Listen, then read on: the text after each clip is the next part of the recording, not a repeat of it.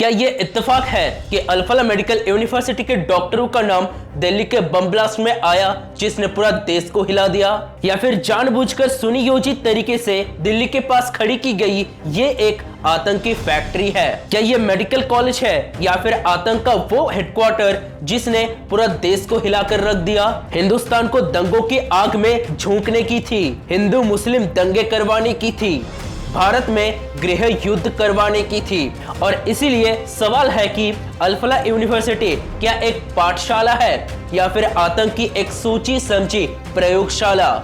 जरा सोचिए, ये कैसे संभव हो गया कि एक ही यूनिवर्सिटी के एक दो नहीं बल्कि लगातार आतंकी निकलते जा रहे हैं। Doctor Adil, doctor Muzammil, doctor Umar, doctor Shaheen और डॉक्टर निसार।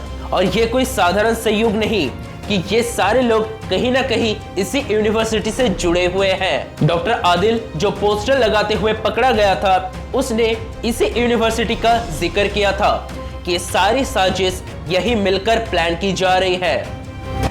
डॉक्टर मुजम्मिल जिसने खाद के नाम पर विस्फोटक छुपाया, जिसके तनख्वाह लगभग 9 लाख रुपए थी, अपने गांव में एक सम्मानित डॉक्टर था, लेकिन देश के दुश्मनों के साथ मिलकर देश को बर्बाद करने की सोच रहा था।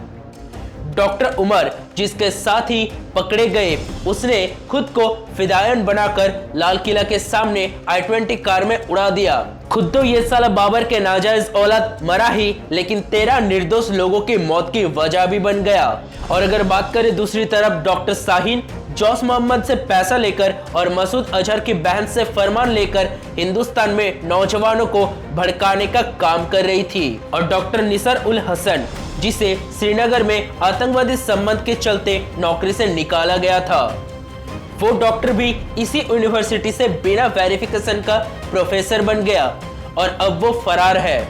अब इतने सारे आतंकी कनेक्शन के बाद क्या ये सिर्फ एक संयोग है कि ये सब इसी यूनिवर्सिटी से निकल रहे हैं? और कहानी सिर्फ डॉक्टर्स तक सीमित नहीं है। वो गाड़ी जिसको एनआईए देश भर में ढूंढ रही थी, वो भी इसी कैंपस से मिली है। और इसीलिए सवाल उठता है, क्या यह मेडिकल कॉलेज है या फिर साजिश का हब? एक मेडिकल यूनिवर्सिटी है या फिर आतंक का गढ़? वो गढ़ जो 2019 में मेडिकल कॉलेज के रूप में बना था और 2025 में आतंकवाद के फैक्ट्री के रूप में सामने आया।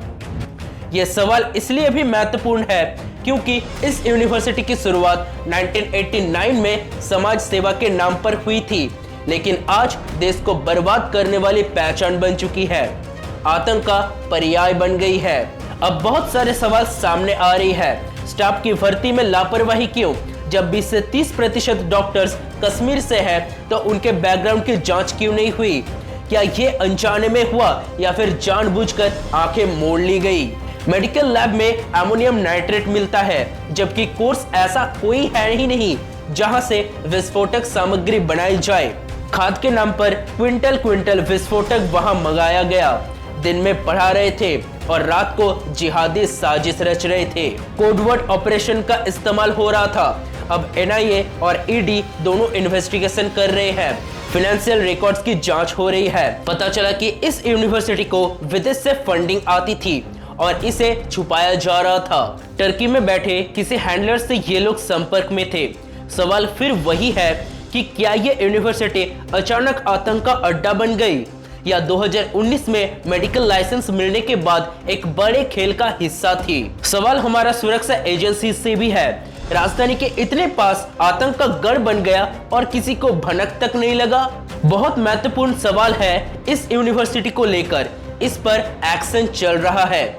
इस यूनिवर्सिटी पर ताला लगाने की बात हो रही है और इसके मालिक के खिलाफ भी खुलासे हो रहे हैं। लाल किला ब्लास्ट के बाद जब उमर का नाम आया, तभी से अल-फलाह यूनिवर्सिटी एस्टैब्लिश्ड हो गई, क्योंकि वो वही पढ़ाता था। जो मुजम्मिल पकड़ा गया, उसने भी यही बताया।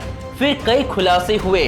कैंपस के हॉस्टल रूम नंबर 13 और 17 से डायरी मिली, जिसमें ऑपरेशन शिपमेंट पैकेट जैसे कोड वर्ड्स मिले, और ये कोड वर्ड्स किसी मेडिकल कोर्स का हिस्सा नहीं थे।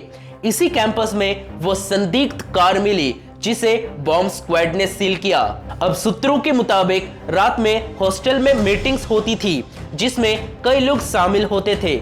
अब उन लोगों को पकड़ने की कोशिश जारी है। इस यूनिवर्सिटी में पढ़ने वाले ज्यादातर बच्चे कश्मीर, बिहार और मेवात से हैं।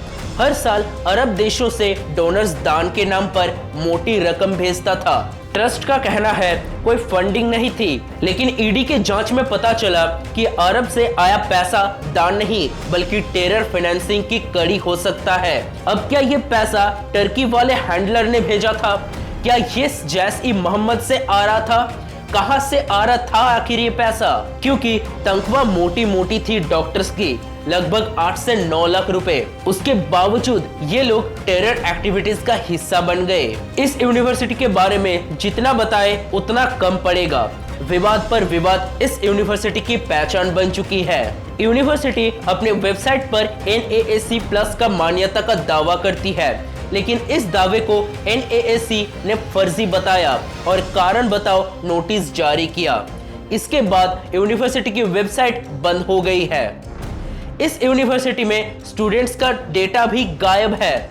कई बच्चे पढ़ते हैं, लेकिन इसका कोई आधिकारिक रिकॉर्ड ही नहीं है। 800 बेड का हॉस्पिटल, MBBS की 200 सीट्स, MD MS की 50 सीट्स, इंजीनियरिंग से लेकर सोशल साइंस तक के कोर्सेज, लेकिन ट्रांसपेरेंसी बिल्कुल नहीं। Is it really possible? एक और सवाल उठता है, क्या ये सिस्टम की नाकामी थी या फिर साजिश? क्योंकि दिल्ली के बगल में फरीदाबाद पड़ता है और वहीं पर अल-फलाह यूनिवर्सिटी है। क्या ये अनजाने में आतंक का अड्डा बन गई या फिर शुरू से ही प्लानिंग का हिस्सा थी? अगर थी तो दिल्ली के इतने करीब एक यूनिवर्सिटी में इतना सब कुछ हो रहा था और हमारी सुरक्षा एजेंसीज को पता भी नहीं चला। कैसे? क्या सिस्टम की लापरवाही थी या फिर जानबूझकर आंखें मोड़ ली गई? शिक्षा के मंदिर को आतंकी फैक्ट्री बना दिया गया। कैसे इतने परमिशंस मिले? अरब देश से पैसा आया तो फिर दिखाया क्यों नहीं? देश के खिलाफ साजिश हुई तो पता क्यों नहीं चला? अल-फलाह यूनिवर्सिटी का मामला अब सिर्फ एक कैंपस का नहीं बल्कि एक सच का मामला बन चुका है। वो सोच जो तिरंगे की जगह खून खराबे को इम्पोर्टेंस देती है। फिलहाल अल-फलाह यूनिवर्सिटी एक रहस्य बन गई है। ऐसा रहस्य जो किताबों और क्लासरूम्स तक सीमित नहीं बल्कि देश को दहलाने की साजिश का केंद्र बन गई है। क्या ये एक मेडिकल कॉलेज है या फिर जिहाद का वो अड्डा जो हमारे आंखों के सामने हमारे सिस्टम की नाक के नीचे खड़ा कर दिया गया? इन्वेस्टिगेशन जारी है, बातें खुल रही है। उम्मीद है सच्चाई सामने आएगी। दिल्ली के धमाके को तो आतंकवादी हमला माना गया है और इस यूनिवर्सिटी के डॉक्टर्स को आतंकी। अब सवाल वही है कि ये साजिश कितनी गहरी है और जब तक इसका जवाब नहीं मिलता तब तक अल-फलाह यूनिवर्सिटी सिर्फ एक संस्थान नहीं, एक चेतावनी है कि अगर शिक्षा के नाम पर साजिशें रची गई तो देश का भविष्य दांव पर लग सकता है। वैसे भी पढ़ा लिखा आतंकवादी सबसे खतरनाक होता है, ये हम पहले भी कह चुके हैं। और यहाँ तो सब पढ़े लिखे हैं, डॉक्टर्स हैं। जिन लोगों ने इंसानियत बचाने की कसम खाई थी वही इंसान को मार रहे हैं। अल-फलाह यूनिवर्सिटी, देखते हैं इसका भविष्य क्या होता है।